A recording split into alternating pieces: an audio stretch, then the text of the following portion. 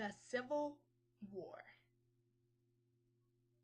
From 1861 to 1865, the United States was torn apart by the Civil War. This issue primarily resulted from the issue of slavery. Though many of the different disagreements between the North and the South had been brewing since the American Revolution ended in 1782, the crisis began to come to a head in the 1850s. At this time, Northerners felt as if they were losing the control of the government, and the Southerners felt as if they were losing their livelihood. The use of slavery would soon come to an end. Other issues at hand included state rights versus federal power, economic merits of free labor versus slave labor, expansionism, modernization, and taxes. Adding fuel to the fire was the nation's growth westward. As new territories such as Kansas and Nebraska were added, the Southerners felt that slavery should be allowed in these new territories, while the Free Soilers, aka the Northerners, were against it. This led to open warfare between Kansas and Missouri, generally referred to in history as Bleeding Kansas. These many battles pitted neighbor against neighbor, brother against brother, man against man. The election of Abraham Lincoln as president on November 6, 1860, finally led to secession of 11 southern states. Though Lincoln did not propose federal law making slavery unlawful where it already existed, his settlements regarding a divided nation were well known. On December 20th, 1860, South Carolina was the first state to secede from the Union, and within 2 months, Mississippi, Florida, Alabama, Georgia, Louisiana, and our very own Texas followed. On January 9, 1861, the Confederate States of America was formed, with President Jefferson Davis as their president. Fighting began on April 12, 1861, when the Confederate forces attacked. The war brought about heartache, suffering, and family tragedy. Brothers fought brothers, destroying the unity of our home and country. Patriotism was questioned as loyalty to the country or one's own state. During this time, many people turned to the creative arts as a way of dealing with the hardships of the war. Soldiers, men, women, and family alike expressed their thoughts and emotions through artwork, music, and poetry.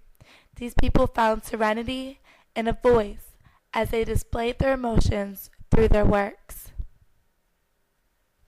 Many photos were taken and paintings created at this time to capture the monumental part of history that separated our nation. Looking at the pictures, the war comes alive, and one can see. As both sides prepared for battle, neither knew who would be victorious. The North prepared to fight to save the unity of the country. The South prepared to die to separate the Union. As both sides prepare for battle, the soldiers look into the eyes of their brothers, their fellow countrymen, about to fight to defend a country that only months ago both were a part of. This separation has caused hatred and tension that would end many lives. As the battle progresses, soldiers attack one another as an attempt to preserve what he believes in.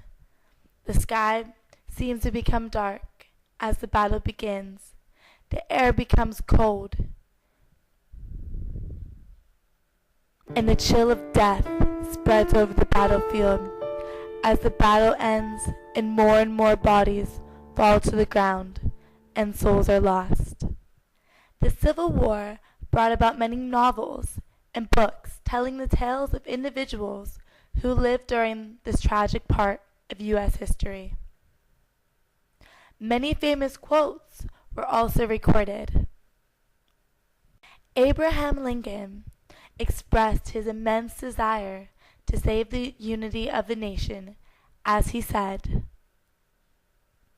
"If I could save the Union without freeing any slave, I would do it. And if I could save it by freeing all the slaves, I would do it. And if I could save it by freeing some and leaving others alone, I would also do that. My paramount objective in this struggle is to save the Union. It is not either to save or to destroy slavery. The war lasted 4 years and ravaged our nation, from the central plains of Kansas and Texas to the coastlines of Virginia and Maryland. The soldiers fought bravely and often without many needs of life: clean water, proper food, or medical supplies. Many injuries led to amputation and disfigurement. Many resulted in death, and the subsequent spread of disease and infection assisted in devastating both sides of the battle line. War's final cost is summed up with perhaps millions in property loss, loss of industry, loss of output, and more than 500,000 dead on both sides. Fathers, brothers, sons, some entire families lost to a senseless war. The Reconstruction era was no picnic as well, as both sides needed to overcome obstacles. From the North, dealing with reintegration of the southern states into government and industries, to the South, dealing with occupation of northern soldiers of their land and dictation of regulations. The carpetbagger descended from the North and sought to profit from the misery of the South and further enrage Southern citizens. The South's response to freed slaves was simply to institute Jim Crow laws and keep the freedmen from participating in local government or business. These practices created a permanent class division in the South that remains to this day. These divisions have left our nation scarred. After over a century from the war, many of those same issues exist in our society. Racial tension, states' rights, and federal reach into our daily lives are still dividing our nation and perpetuating bigotry and prejudice. Perhaps there is still hope for our young nation.